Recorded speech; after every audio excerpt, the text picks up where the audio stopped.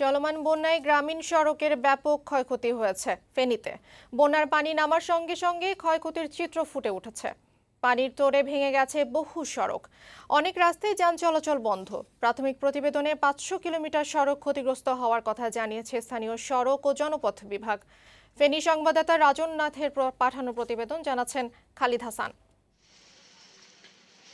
চলতি বছর ৩ দফায় বন্যা হয়েছে ফেনীতে। সবশেষ চলমান বন্যায় অবকাঠামোগত ব্যাপক ক্ষতির সম্মুখীন হয়েছে এ জেলা। এখনও বন্যা কবলিত সব এলাকা থেকে পানি নামেনি। যেসব এলাকা থেকে পানি নামতে শুরু করেছে সেখানে সড়কের ক্ষত স্পষ্ট হয়ে উঠছে। অনেক স্থানে সড়কের চিহ্নটুকুও নেই। কোথাও কোথাও তৈরি হয়েছে বড় গর্ত।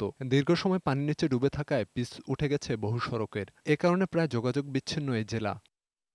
স্থানীয় সরকার বিভাগের প্রাথমিক হিসেবে জেলায় 500 কিলোমিটার কাছেও পাকা সড়ক বন্যার কারণে ক্ষতিগ্রস্ত হয়েছে। পানির প্রবল স্রোত থাকে এবার সড়কের ক্ষয়ক্ষতি বেশি হয়েছে বলে জানিয়েছে স্থানীয়রা। দ্রুত সড়কগুলো মেরামত করে চলাচলের উপযোগী করার দাবি তাদের। বন্যা পরিস্থিতি পরে রাস্তাঘাট ভাঙার কারণে কোনো গাড়ি এবং ত্রাণ সামগ্রী এখানে আসে নাই। যারা দায়িত্ববাদরে আছে সেরা তো এগুলা মেরামত করে দিব।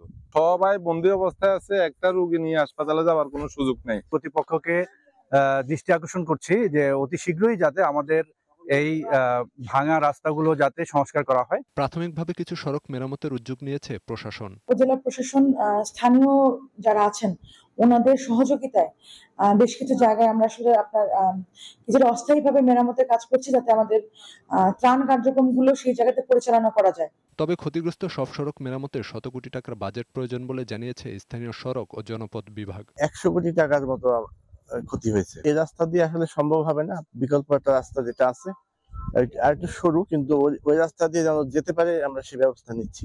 এ বিষয়ে মন্ত্রণালয়ে অর্থ বরাদ্দ চেয়ে আবেদন করা হবে বলে জানিয়েছেন এই কর্মকর্তা। ডেস্ক রিপোর্ট, বৈশাখী সংবাদ।